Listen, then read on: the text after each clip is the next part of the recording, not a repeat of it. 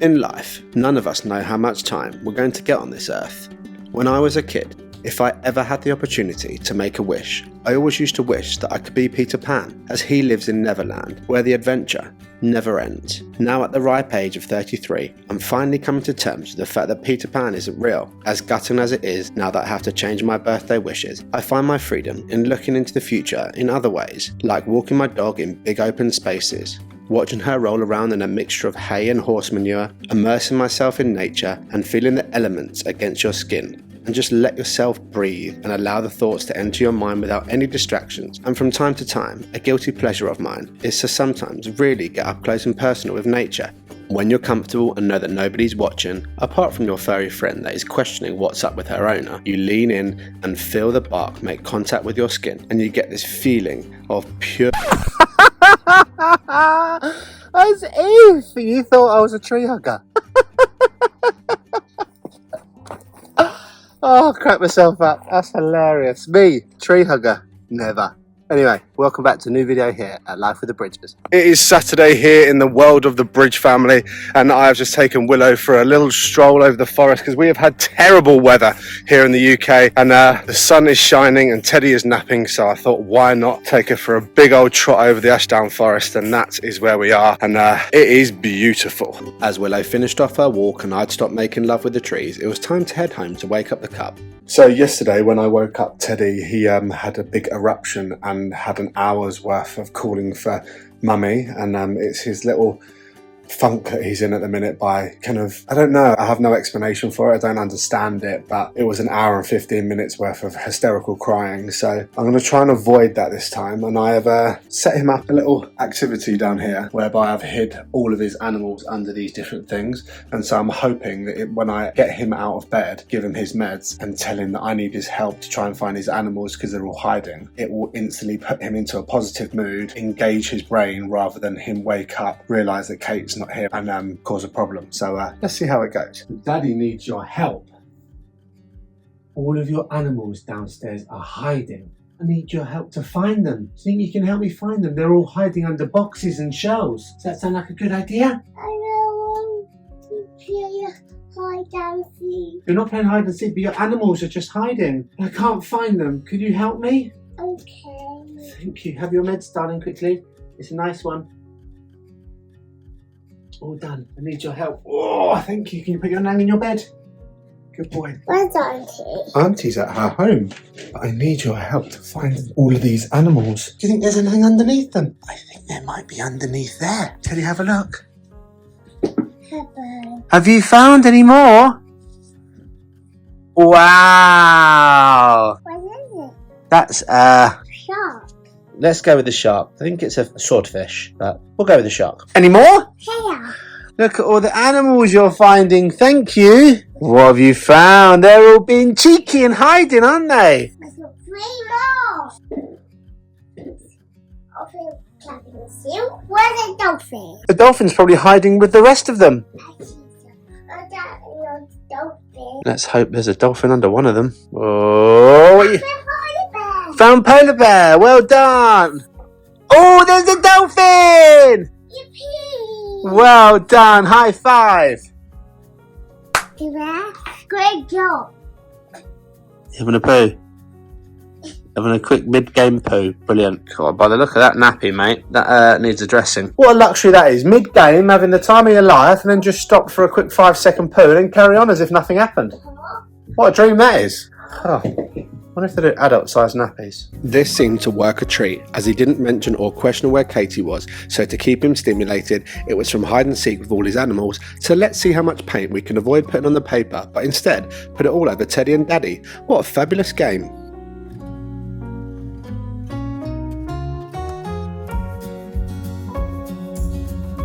What does Teddy look like?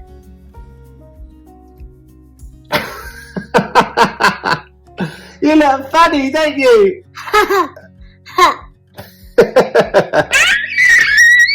Joys of painting. Look at me. Look at you, yeah, you're a mucky pup.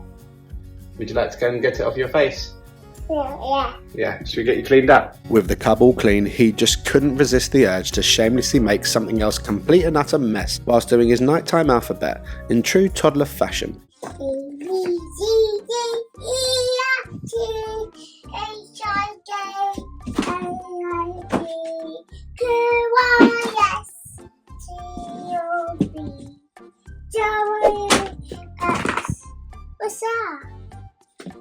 Y, and Z.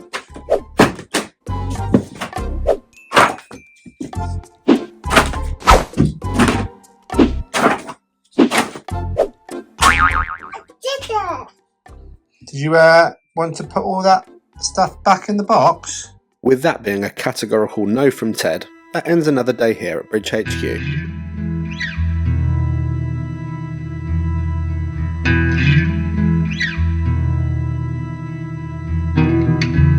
With a new day starting with this beautiful sunrise, I opened up the curtains and I flung open the windows and took a moment of appreciation, and then it was time to start the day and see what fun activities we had in store.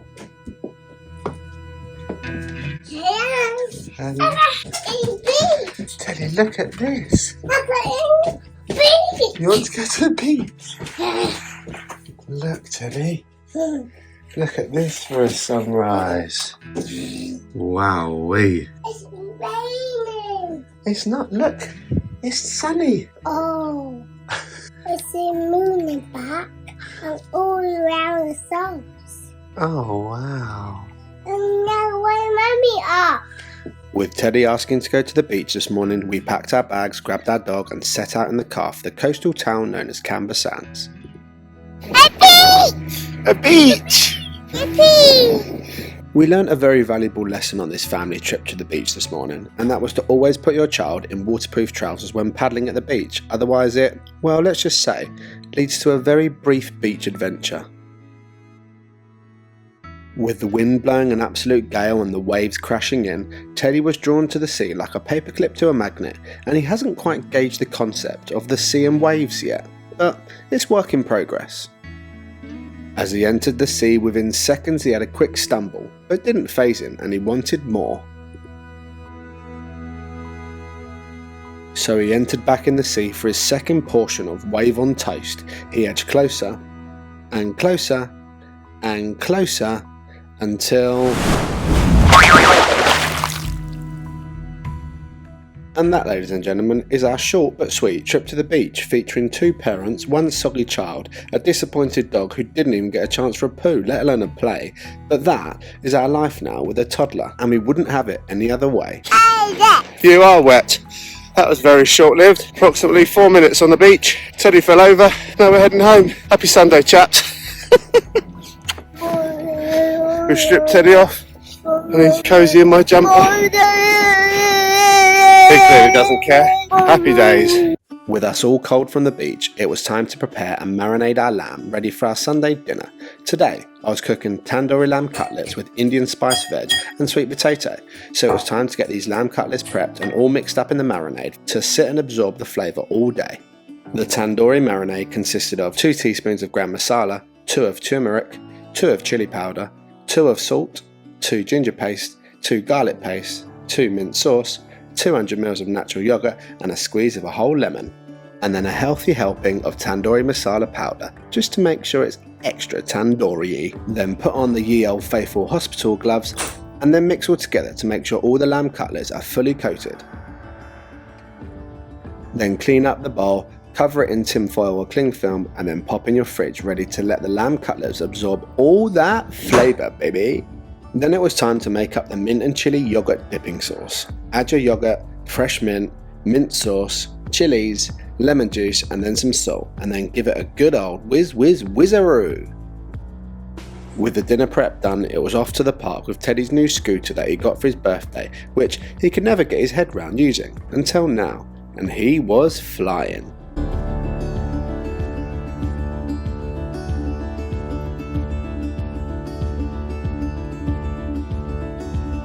With us arriving at the park and Teddy wanting to look tip-top for all the ladies, the mushroom helmet came off and the backwards cap was on, and he was let loose into the park to check out the local talent. But as we all know with Teddy, he only had his heart set on one thing, and that was his baby, and they were having a whale of a time.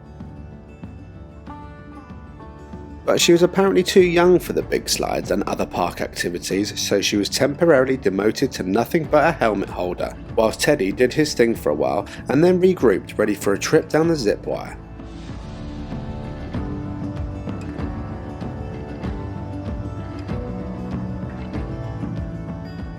With the park done, we returned back home to my homegrown blooming sunflowers. I'm so glad you noticed. But more to the point, for Teddy to have some dinner, and then it was time to cook our dinner. First up, it was time to prep the Indian style vegetables. Chop up some onions, add some asparagus and broccoli with a little bit of oil.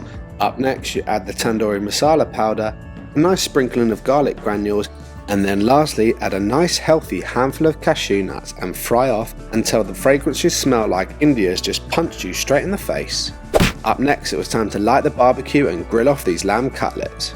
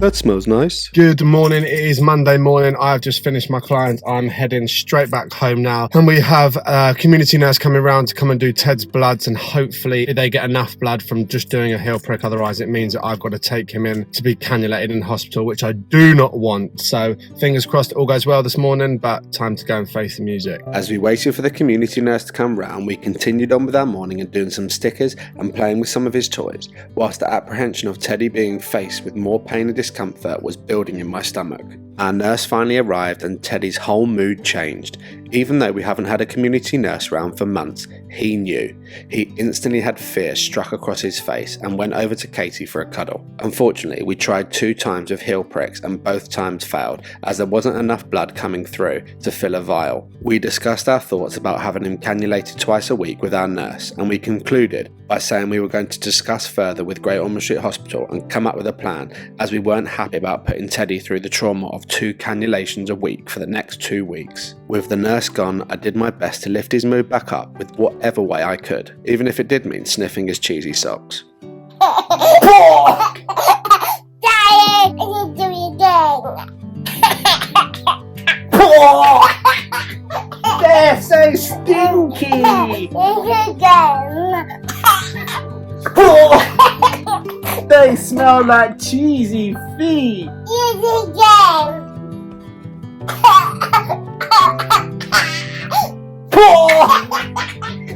Daddy. Well, that of course didn't go to plan. They had 2 failed heel prick attempts, one in his heel, one in his toe, and it absolutely sent him upside down. He got super upset.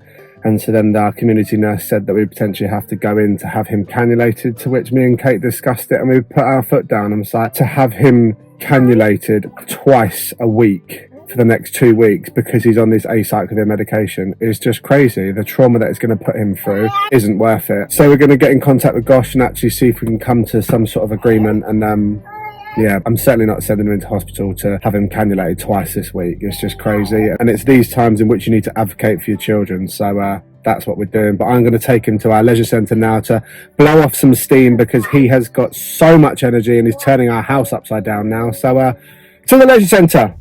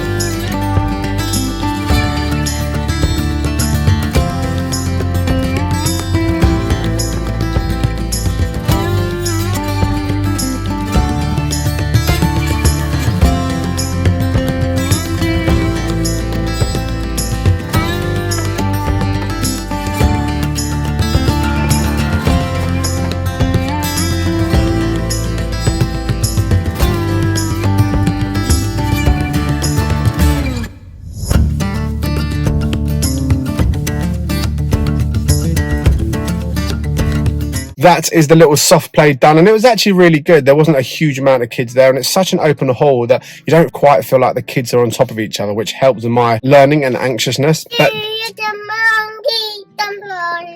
time to get this little boy in, get him fed, and then also get him down for a nap. So we have just had an email back from Great Ormond Street Hospital regarding Teddy's blood tests taken twice a week whilst he's on this acyclovir medication, and their response was pretty much their advice is to always monitor the bloods because it can have an effect on his kidney function whilst on acyclovir, which we knew, but ultimately it's our decision what we want to do. It's only their advice that they're giving. Now, Teddy started this medication about a week and a half ago, and he's meant to be on it for 3 weeks. If you ask a different hospital that is also elite care of childhood cancer, like Marsden, for example, they don't have this. This is Great Ormond Street's protocol, which we would always follow 100%. As parents and advocating for Teddy, we feel very, very strongly in the trauma that is going to cause him to check his bloods twice a week for the next 2 weeks is potentially too much. As we experienced, 2 heel pricks this morning caused him massive trauma with no result because they couldn't get the blood because the blood wasn't dripping out.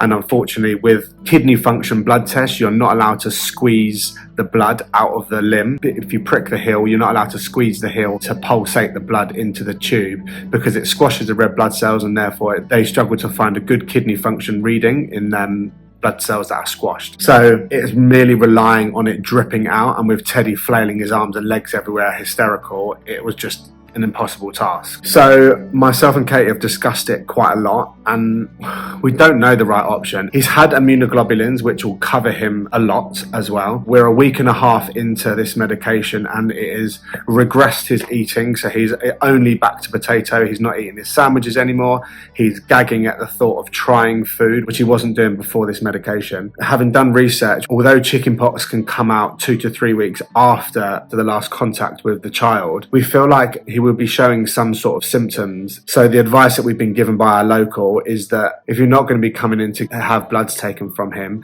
then stop the medication, because they're not comfortable with giving the dosage of medication without monitoring his kidneys. So we're in a really hard situation whether to stop the medication and just trust that he is covered and he has dodged a bullet and it's been a week and a half and there is no signs or symptoms, or put him through the trauma of another week and a half of this medication and blood's done twice a week. It's just a really, really hard balance, and it's not something we ever want to be gambling with his health, but also the trauma that's going to come with doing his blood tests are meant to be today, and then in 3 days time go in again and cannulate him again. It's too much for him, and he already goes through so much having to do it once a month, and we struggle at the best of times of that because he's building up this huge apprehension to hospitals and nurses and stuff like that. So I don't know, we haven't made a final decision yet. I'm still giving his medication as we were beforehand, and when Katie gets back from work today, I think we're going to have a conversation about what we do. Yeah, very, very tough one, but we shall see. And Katie and I will weigh up all the options tonight and come up with a decision. But again,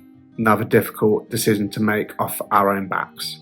Going on from that video, we toed and froed with Great Ormondshire Hospital and our local hospital and come to an agreement that we're basically going to take him in once a week for bloods, because we want to continue this medication to make sure that he is fully protected from these chickenpox, but also we're not willing to bring him in twice a week.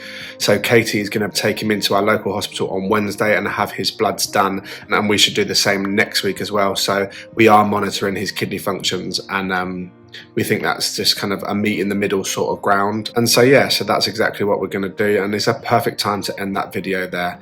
If you enjoyed this video, don't forget to give it a big thumbs up. If you haven't already, hit that subscribe button so you can continue to follow our journey.